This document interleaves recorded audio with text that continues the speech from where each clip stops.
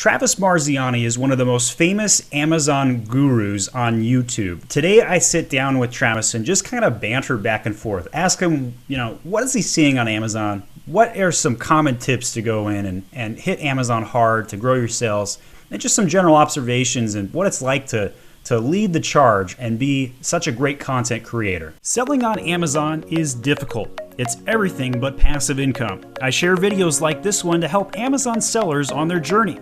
My name is Stephen Pope, and I'm the founder of My Amazon Guy. When Amazon turns your world upside down, tune into My Amazon Guy to land safely and grow your Amazon business. Travis, thank you for coming on. Yeah, thanks for having me.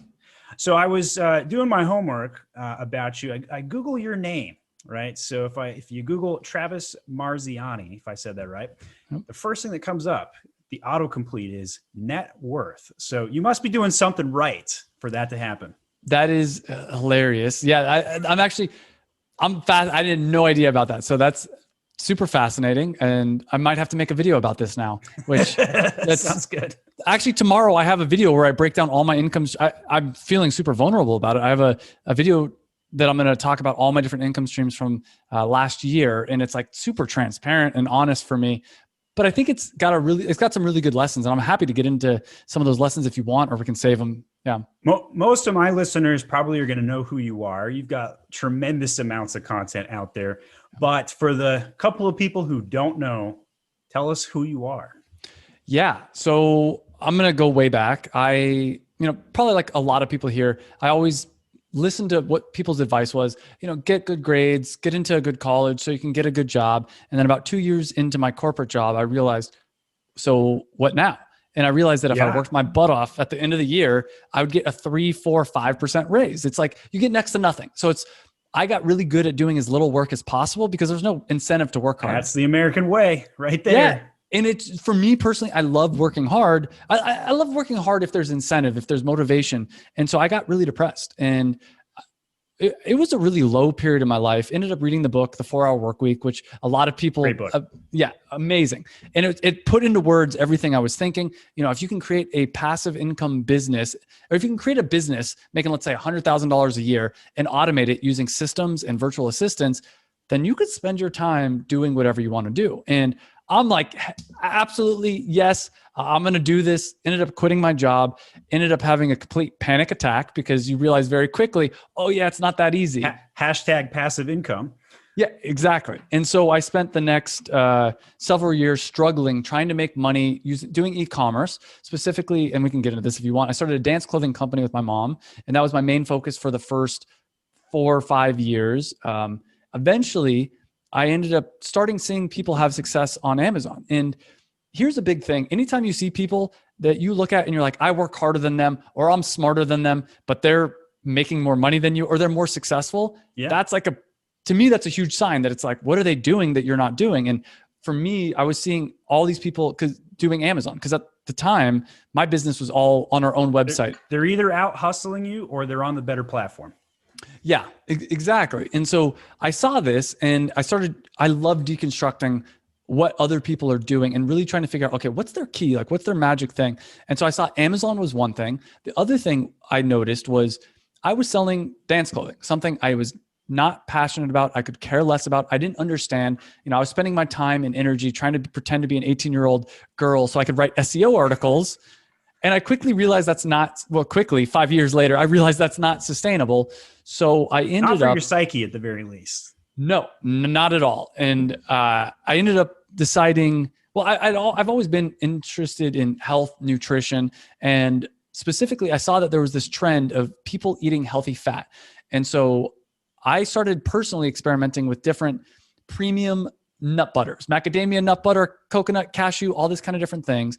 And I saw a hole in the market because originally, 10 years ago, eating healthy meant eating Jif peanut butter. It's like, wow, that's so nice. Or maybe 20 years, whatever it was. Then eventually came like organic, like that Stir peanut butter. Yeah. Yeah. And then almond butter was like, and I saw this in my own diet. I'm like, oh, now I'm eating almond butter because I'm eating fancy. And I'm like, okay, well, what's the next thing? Don't eat too many cashews in one sitting. That's my piece of advice today.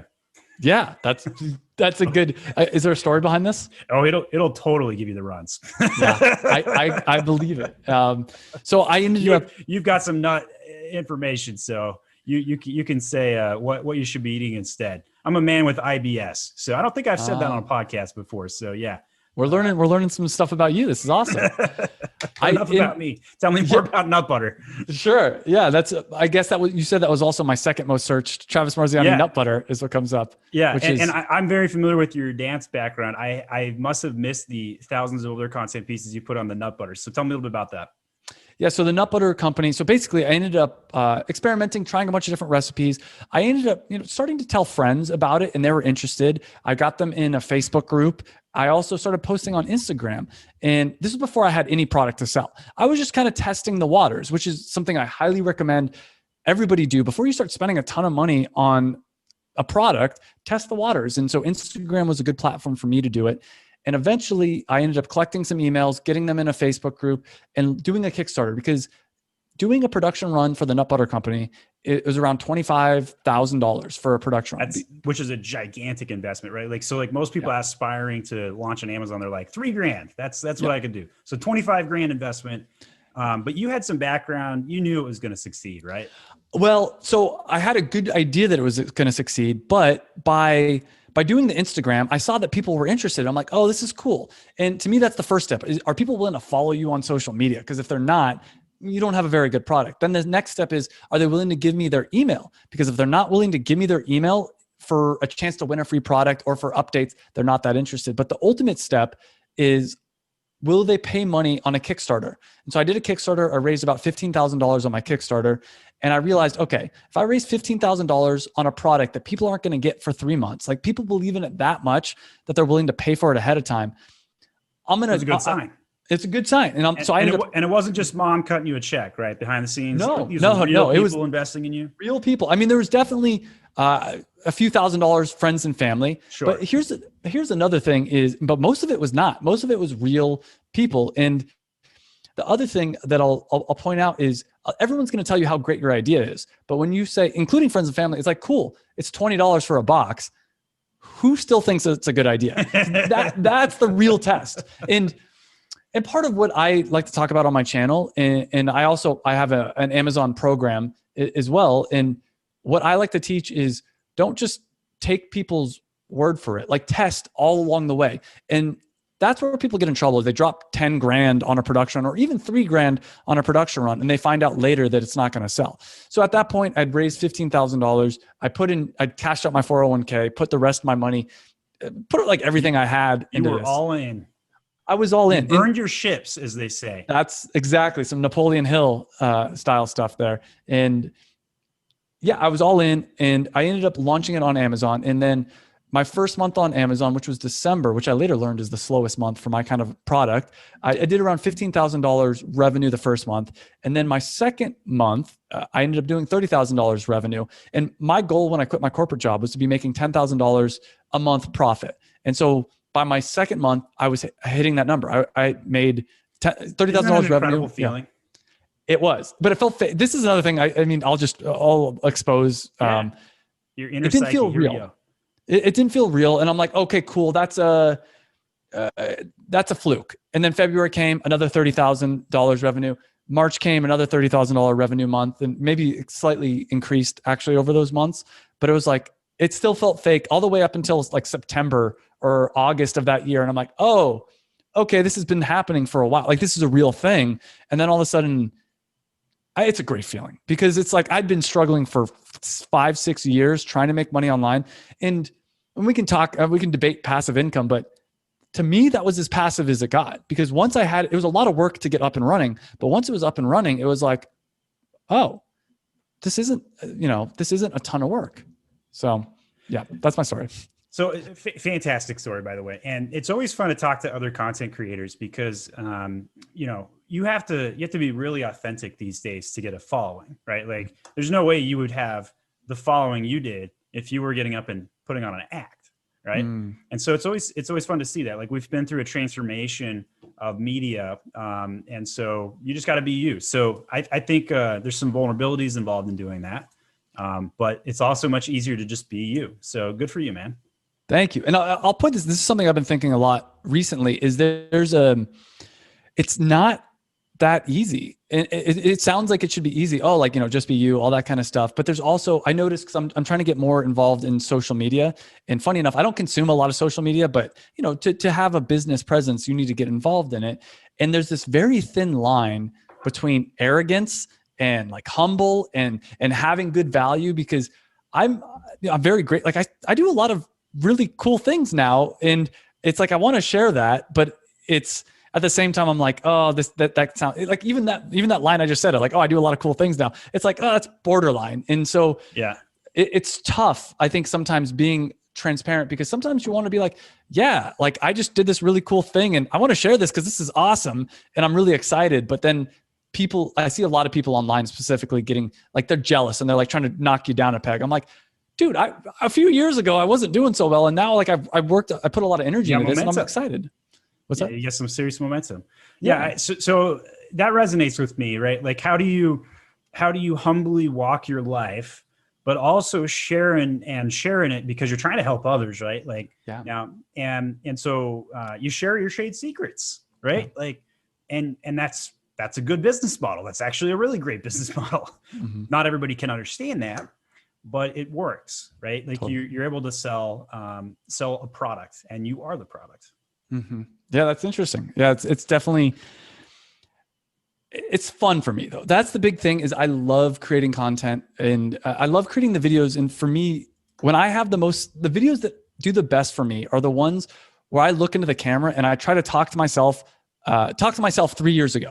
And talk to myself. Give them the advice you wish you had. Yeah. Yes. And like really talk. And this, I guess, is a piece of advice for anyone trying to create content. Something that worked well for me is like really looking at the camera, being like, I love you and I wish I could help you. And really trying to picture, I picture myself 4 years ago when I was struggling to make money, and be like, here's the secrets I wish I would have had.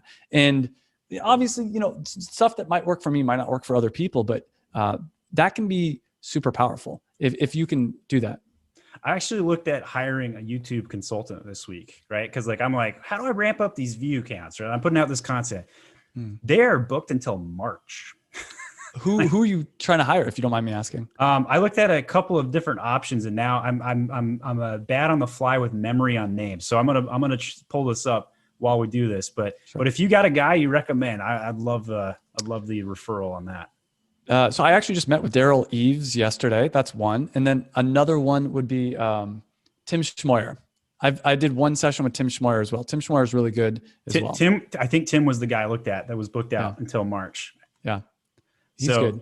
What was the number one takeaway for you? Just curious. Tim Schmoyer, I met with a long time ago. What was the number one takeaway? I think that he's really big on creating a brand identity, and that's not the right way of putting it.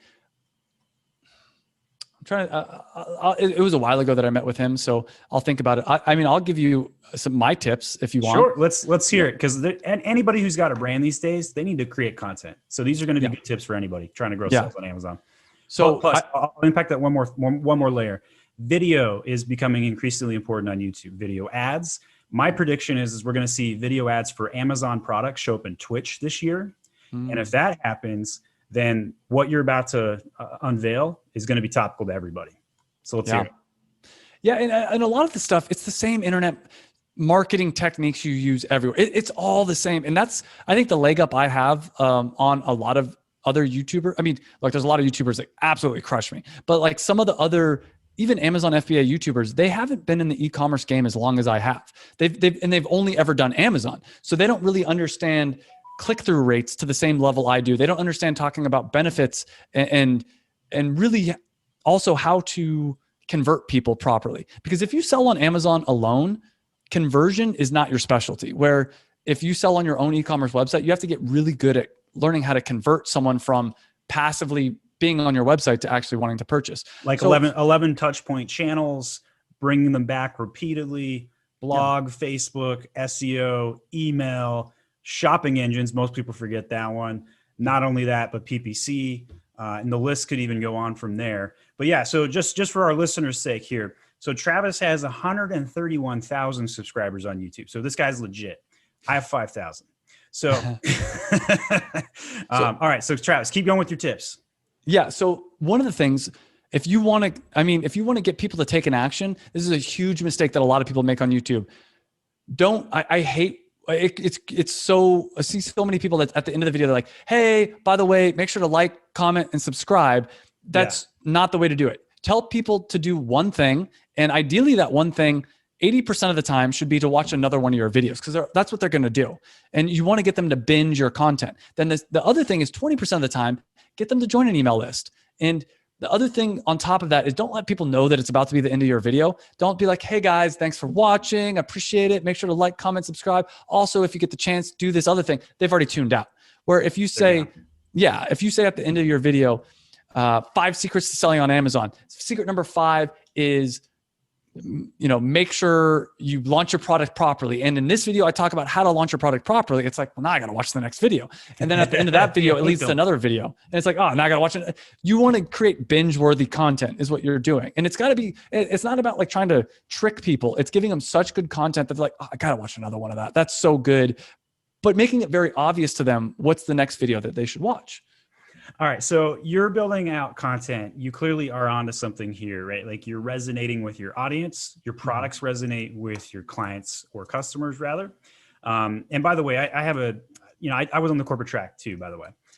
So similar backstory. I did that for like a decade. And then I was like, you know what, I'm going to start side hustle consulting. And then that led into an agency. And I built out a brand called Momster, and it sells wine glasses, $1 million brand with funny wine glasses. But so yeah, similar track there. All right. So when you talk about building out this content for your own brand, what would be like one tip somebody could do today to improve their sales on Amazon? Yeah. So think about on YouTube. Here's one thing. Don't think about just, I'm going to release one YouTube video and it's going to increase sales. Think about, okay, actually my number, I'm going to back up even more is my big thing that I talk about on my YouTube channel is launch what I call a passion product. Launch something that you love. Yeah. That you understand, that you love, and that's going to make the entire thing easier. So when I was telling my story earlier about, I had to pretend to be an 18-year-old girl so I could write SEO articles. You didn't have passion for that. No, it was draining. Where with Performance Nut Butter, which is the nut butter company, I could do YouTube videos. I ended up not doing as much on YouTube as I should have with Performance Nut Butter. I could have done 100 YouTube videos. So that's the first thing to me is make sure that you have a topic that you're going to want to make videos on, because if you don't, it's going to be draining and it's not worth the money. But on the flip side, if it's something you love, it's going to be worth it. Yeah, go ahead. So the way I got in touch with Travis this week to shoot this podcast, I was introduced from one of our previous guests, Mina Elias, if I said his last name correctly. And he was a dynamite interview. And he's exactly what you're talking about, passion product, right? Like in that podcast, I talked to him about how most people that are in the supplement space, they don't belong there, right? Like they don't understand what it takes to compete in that space.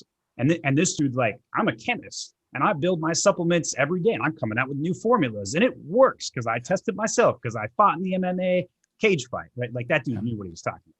So I agree with you. Passion first, data support you, right? Like now, if your passion is bullfrogs and you want to sell, bullfrog hats, all the great to you, but man, I don't know how many people are going to buy a bullfrog hat. So that's when you marry the data in though. Passion first, marry it with the data. 100%. Yeah. It's like, okay, well, do you need a mother or a father to make a kid? No, you need both. Like you can't just you need the egg and maybe I shouldn't get into it too much here, but it's like, you can't just have one or the other. And to me, that's like the masculine and the feminine, the passion and the logic and all that kind of stuff. Now, and funny, just to plug it, Mina's actually he's a student, he's in the course. So he's in the passion product formula for anybody listening. And he's a good friend too. So let's plug you here. What is that coursework? What do you guys do? And why should people sign up? Yeah, so that is all about this entire process I was talking about. How do you create a product that you're actually passionate about? And so I do get into how to come up with an idea. And that's actually been a really fun thing because I'm pretty good at, I think that's one of my strengths is coming up with ideas. Implementation's maybe not as much of a strength, though I'm okay at it. So it goes from how to come up with an idea, how to build a tribe, which is, in my opinion, this is for the Amazon audience, one of the biggest secrets that a lot of people that are just doing private label, just doing wholesale aren't utilizing is build an audience before you ever launch on Amazon. And I didn't really get into detail, but yeah, I did the $15,000 on Kickstarter. And because of that, because I had all these emails, because I had all these people, when I launched on Amazon, very helpful. Yeah, like within the first 2 weeks, I had like 50 reviews, which as a brand new seller is pretty good. I think maybe it was even more than that, but I ended up getting a 4.5 stars, 500 reviews, whatever, relatively easily. And basically, so, okay, how to come up with an idea. It talks about how to find a manufacturer, it's the entire process, the entire step, but it also, I was actually just on a call. So I have weekly calls as well. Honestly, I love it.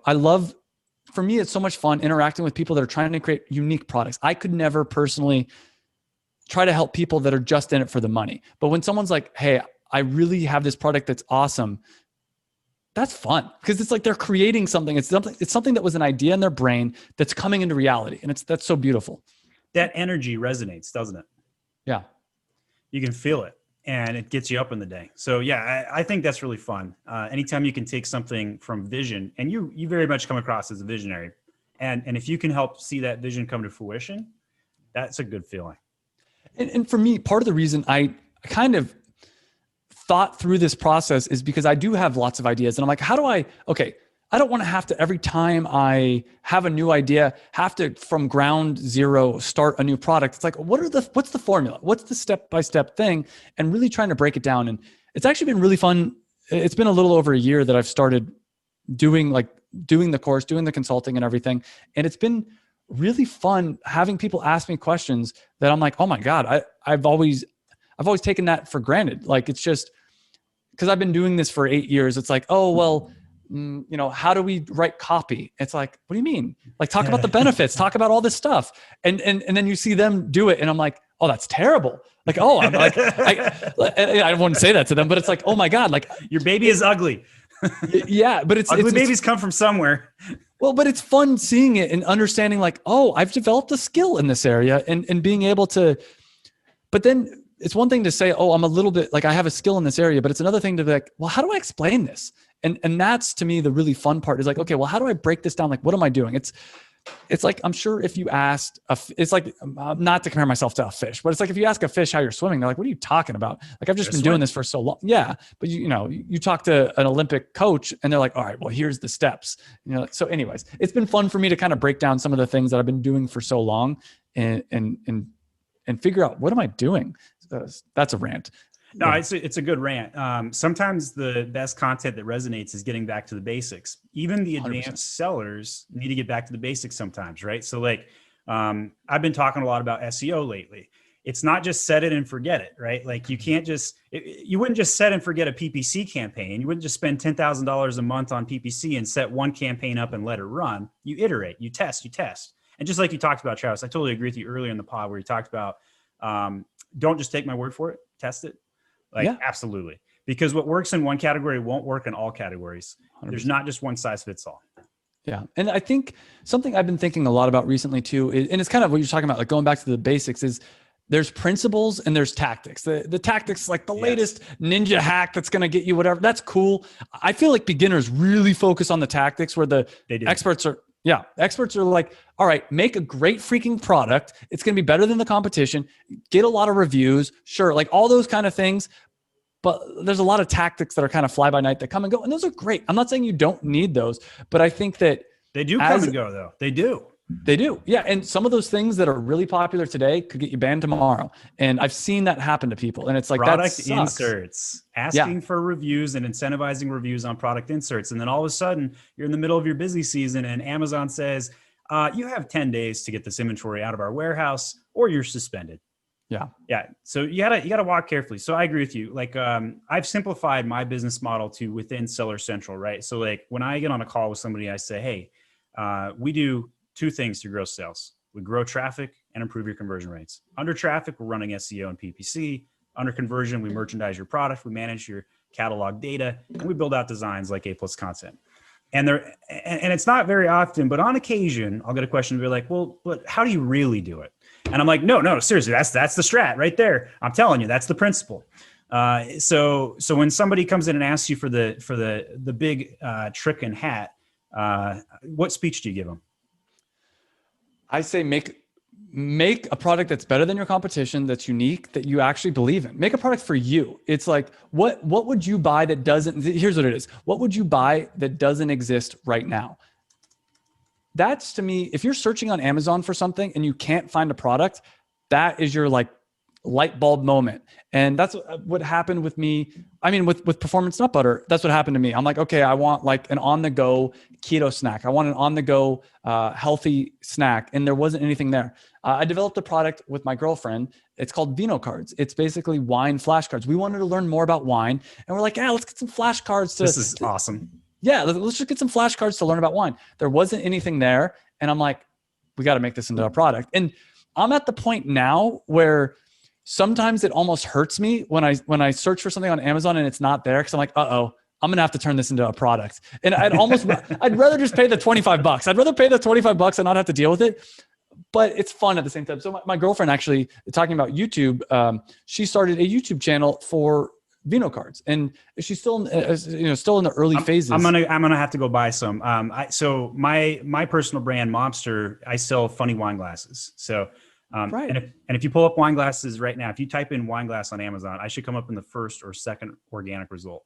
That's amazing. Yeah. So I'm excited by that. So I don't drink wine. I might have to read some of your cards to understand my own clientele better.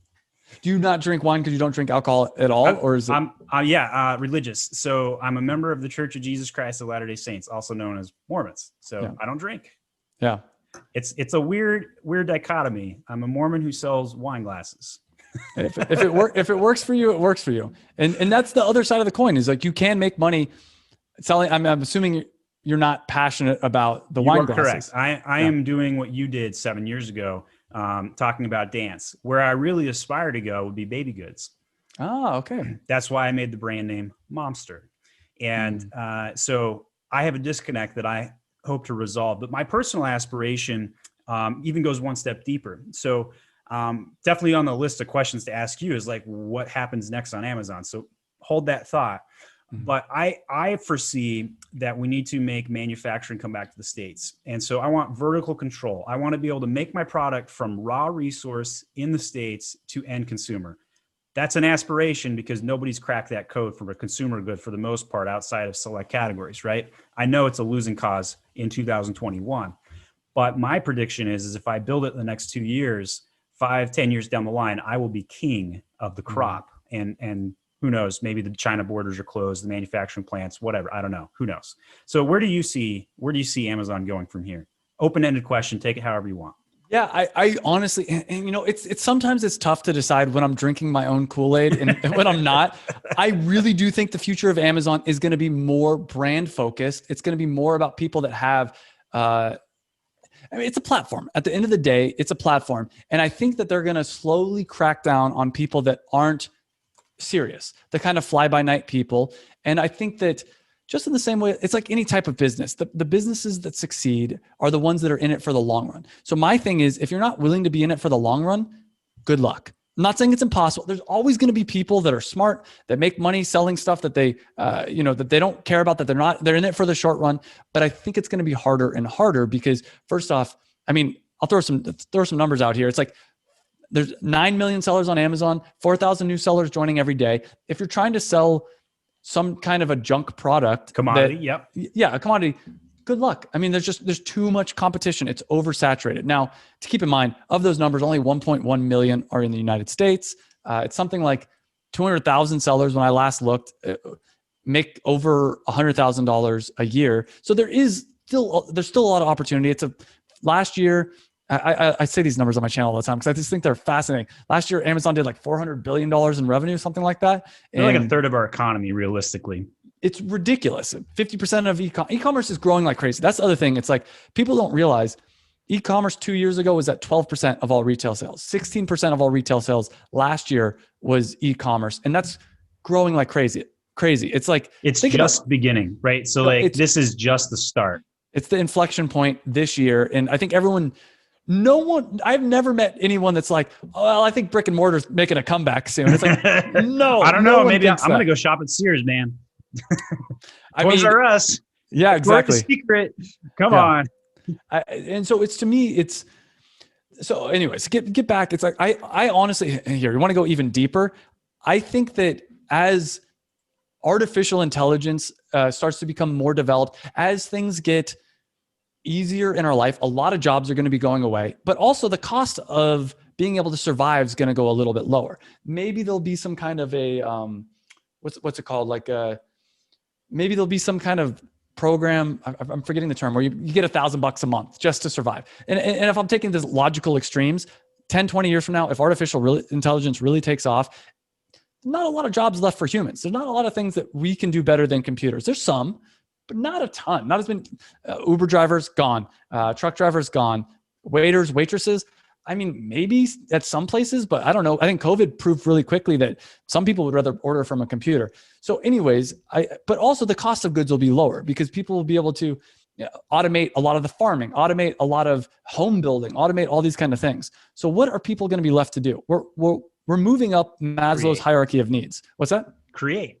Yeah, we're going to create things. And I think that we're almost going to go back to this time where it's like, you're the goldsmith, you're this person, you do things. People don't need to do things as much for the money. Sure, if you want a Lamborghini, you got to do stuff for, you got to make some money, but to survive, it's not going to be about that anymore. And I think when you free yourself out of the survival needs, you start to be able to, like you said, create, you get to do things that you're passionate about. And I think if you ask the average person, they would rather do something that they're excited to wake up for, even if the other thing makes them double as much money. That's not true for everyone, but yeah. Yeah, I mean, once you get past a certain income point, absolutely, because like, so you and I, we've hit it big, right? We've got a big income stream, and at this stage, we want to choose on something to be more passionate about, because if we don't, what gets us up in the morning, right? Like what? So you gotta help a cause. Maybe that cause is for yourself. Maybe that cause is for your family, your friends, the environment, whatever it might be. But yeah, so that makes perfect sense. So let's go more Amazon tactics and strategy here. So how will you know if one of these products you've selected will sell? So my strategy is a little bit different than the average person because, like I said, I like to do testing from the beginning. I like to do some kind of a social media account. I like to do, social media is, I think, super underrated in the Amazon space because a lot of people are like, well, I'm selling an Amazon product. I'm like, no. You're building a brand. You happen to be selling it on Amazon.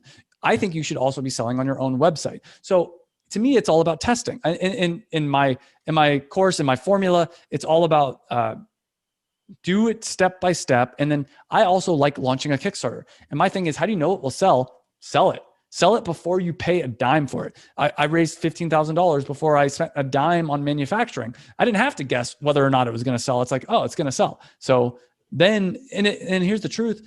If I would have only raised $2,000, I would have been like, all right, back to the drawing board. And maybe that just means tweaking the messaging, or maybe that means that product sucks. Like, and that's, it depends. But so that's my, yeah, go ahead. So this brings up an interesting question, right? Like, when do you throw the baby out with the bathwater? Like, how do you know your product's a dud and you need to move on?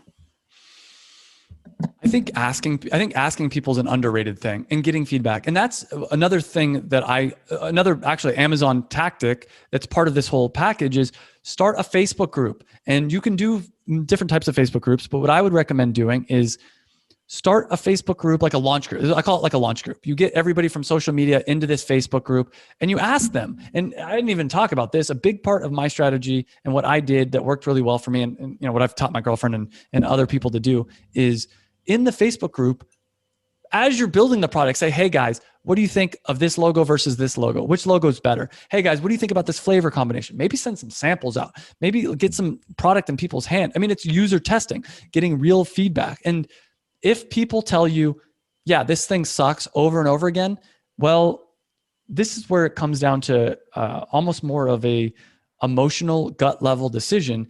You have to decide. I firmly believe a bad idea with great execution could work any day. And if you don't believe me, look at the Pet Rock. The Pet Rock made millions. It's a terrible idea.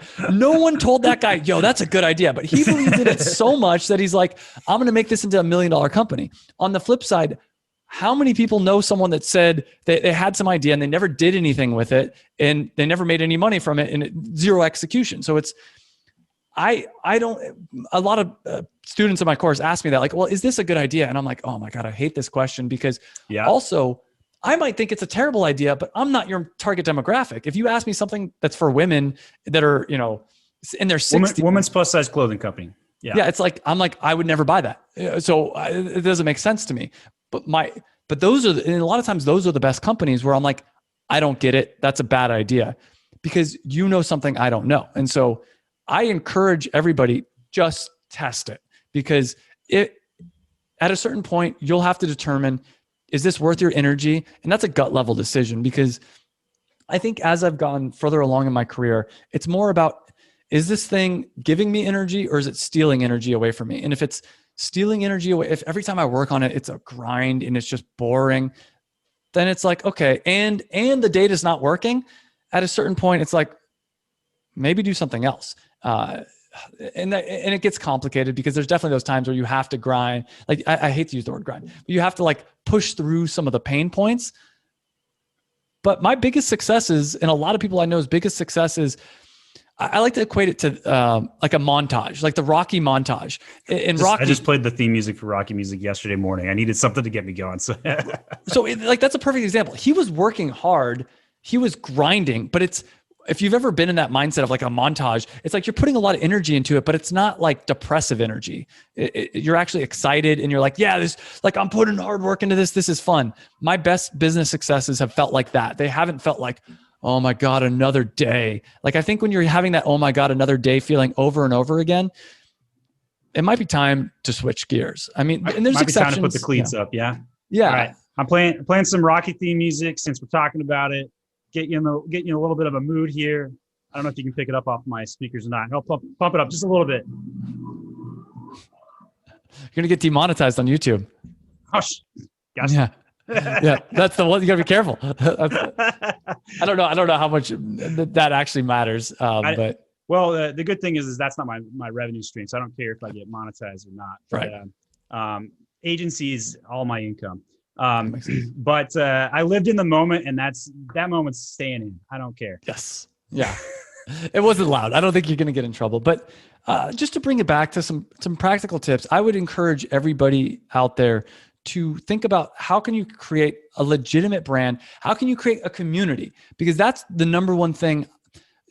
I could go on a whole tangent about this, but I think moving forward, community is going to be a much stronger thing on planet Earth, because community has been stolen from us for the last, 9 months, 10 months, whatever it's been. And so now we're having to replace community online. And so if you can create a community around your product and create social connections, people are going to associate your product with happiness, social connection. And it's a way for you to establish your brand. Plus, it's a lot easier to get reviews from people that are in your community. And if you can do that in a way that's not against Amazon terms of service, which if I can get everybody into a giant group that's helping me to launch my product on, and they're all from all over the country, Amazon's not going to pick up on that. And they're probably going to be pumped that you're like, dude, thanks for sending so much traffic our way. Obviously, read the terms of service and all that kind of stuff. But if you've never shared a Wi-Fi connection with them, if you've never met this person in person, and I'm not saying incentivize reviews, I'm not saying any of that. But what I'm saying is, like, they'll want to leave you a review because they're just so pumped on your product. So that's the future to me. Any other futuristic ideas, right? So like right now with FBA, for example, Skew Limitations, at time of shooting this podcast, it's January 21st, Skew Limitations still in place. I had put my finger in the air and I said, if they're going to release it in January, it's going to be January 15th. We're past that deadline. Do you think Skew Limitations might be staying around semi-permanently? What do you think? I don't know. That's a really tough question. I would assume not. And this is my reason why, is they can charge money for storage. So eventually, I mean, I'd love to hear a counter. I haven't thought about this enough. But I think they're out of room. Yeah, they're out of room right now. But if I'm Amazon, my thought is, add more room and then just jack up the storage prices and just offset it. Or maybe here's another idea: for your first year, you pay a premium. You pay a premium on storage. I just have to think that they can make money on this. Like, why? If you're Amazon, isn't your incentive to, right now when you're out of room, you got to be careful. But if you can add more room and just, hey, yeah, we'll store your products like $100 a pallet, whatever it is per month. And it's just like, sure, that's just free money. I could be totally wrong. And maybe there's other incentives that I'm not thinking about, but if they can automate their warehouse, again, using AI, the more space, the better. And here's another thing. A lot of commercial real estate is going to be up for sale pretty soon. And so there's going to be a lot of space. I mean, there's already a lot of space in the US, but I would have to think that wouldn't be the case, but who knows? I mean, we're putting our finger in the air and guessing, right? Like we're the taxi drivers of Amazon, right? Like we see people get in and out of the car. We don't really know what's going on. We're not in the back end conversation deals, but enough people get in that taxi car and say, "Hey, take me to the subway." You and I know something's going on in the subway. Yeah. So what do you think? Do you think they're going to get rid of them, or do you think they'll keep them? I am starting to wonder that they're going to keep them a lot longer than I predicted, because if we're seeing LTL check-in times right now, still at like 30 days for some clients. And I'm like, wow, that's extensive. What are they doing over there? A year of maintenance? I don't know, right? Like, I don't really know for sure, but if you compare it to last year, and this year is never comparable to the previous year, right? When we're talking January 21 versus 2020, they were empty at this time period.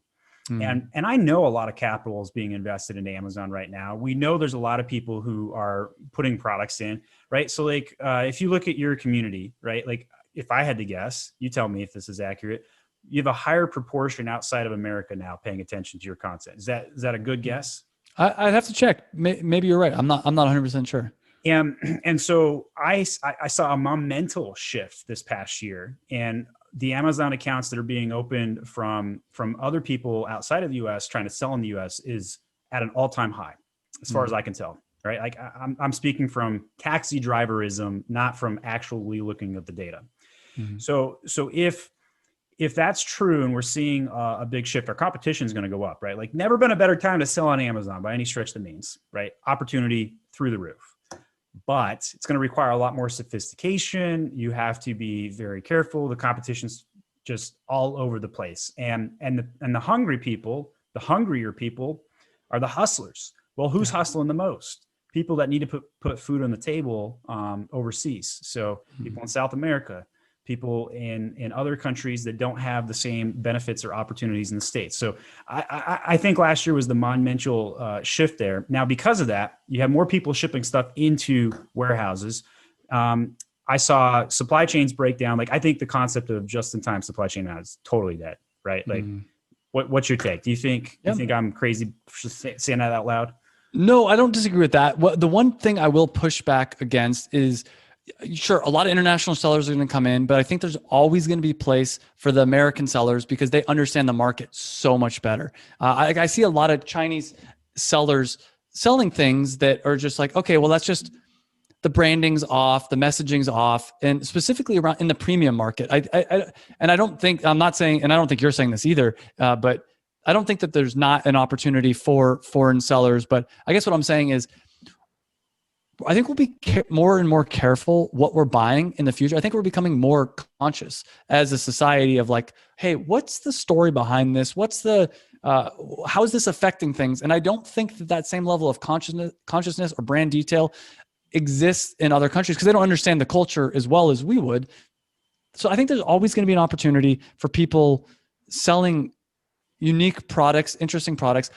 On the flip side, commodity type things, China's going to crush it, or other foreign countries are going to crush it because they can undercut like crazy. You know, they're not just a middleman private labeler. So my only counter to that would be, so we take platforms like Jungle Scout, right? Like how many conferences did they give in China last year? I have no idea. I have no idea either. I just know it's a lot. So all of the cultural marketing is being delivered into China right now. So I think it's a bigger threat. I really do. I think it's a gigantic threat. So people are going to have to, but I totally agree with your consciousness comment, by the way, like 100%. And I think the way that people could take advantage of that is to make something in the US, right? Like American made. Well, I think extension on that is people want to buy from other people. They want to buy from, They want to buy from something that has a story. I mean, I'm willing to spend more money if I'm like, oh, I know the owner of this company. I see this all the time. Or, oh, there's something unique about this product. Especially, I live in Santa Monica, and it's like, yeah, you buy the granola that's made by Steve, and it's like, oh, it's the best freaking granola or whatever, like all this stuff. And I do think it's going to be really interesting to see what happens. I mean, there's a lot of stuff that's so outside of my knowledge of what's going to happen with the economy, but there's always, I believe that there's always going to be room for, well, okay, let me put it this way. If you're in America, I think you're going to be a step ahead on what's cool, what's going to be happening. And I think China's getting a lot better at it, but I think that they're going to play catch up. And I think at the end of the day, if you can be the face of your company and you can be like, look, this is the best thing ever. I so strongly believe it. I want to buy from that guy. I'm willing to pay $5 more from that. And not everyone's like that. There's always going to be people too in the US that they're going to buy the cheaper product. But I think the tide's changing. I think 20, 30 years ago, it was like the cheaper product. What are you talking about? Yeah. And now it's a little bit more like, well, wait a minute. Is this biodegradable? Is this, X, Y, and Z? And maybe Chinese manufacturers are going to get on board with that too. And honestly, if they do, great. But I think there's always going to be an opportunity for hungry Americans that understand how it works. There is not a better place to end there than to agree with your statement there. That hungry Americans who hustle are going to crush it on Amazon this year. The space has never been more ripe for that. So Travis, pleasure having you on the My Amazon Guy podcast. If somebody wants to get in touch with you, I got a plug. I got a free course, Please. Free training. Yeah. TravisFreeCourse.com. I got like a bunch, I put together a whole package, a bunch of free videos in that. Hopefully it comes up. Hopefully I said that right. I was looking for a bunch of different ones. TravisFreeCourse.com. And I got a bunch of videos. And what I'm doing too is for anybody that joins the free course, I'm going to actually assign you, if you want, it's totally optional, an accountability buddy, like another person that's joined. And I'll try to match someone that's at the same level of experience with you. Because what I found is on my YouTube channel, I have a lot of people watching from all over the world, and entrepreneurship's lonely in my experience. So match you up with someone that has the same level of same level of experience. Also, I've been doing for this free course, like mastermind. So not just one other person, but also like a group of other people. And as I'm believe in my own message of community is going to be so powerful moving forward. I want to help to facilitate. Yeah. I want to build this community, and I want to help give people connections. Also, there's a bunch of free content in there and checklists and all kinds of stuff. So check it out. TravisFreeCourse.com. Yeah, I think so. Yeah. Well, cool. So for those who haven't yet subscribed to Travis's YouTube channel, phenomenal content, just so much good content going out there, and authentic information as well. So check out his, go ahead. Sorry. I'm doing my income report tomorrow too, which I'm really nervous about. So you mentioned that one of the top search results is net worth. And so I'm doing last year's income report. It's a little bit, it's a weird feeling because I grew up like you don't talk about money, but I'm like, oh, this is interesting. Like I wish someone would have told me this when I was first starting. So you guys can check out that video if you want to. But it's not only about the top line, it's about the net profits and bottom line too. And I share that. Yeah. I think you're going to be sharing some cool stuff. This was the My Amazon Guy podcast with Stephen Pope. Each episode helps you grow your sales on Amazon through ideas on traffic and conversion rate improvements. Hit that subscribe button right now to tune in each week. And if you need more help, go to myamazonguy.com.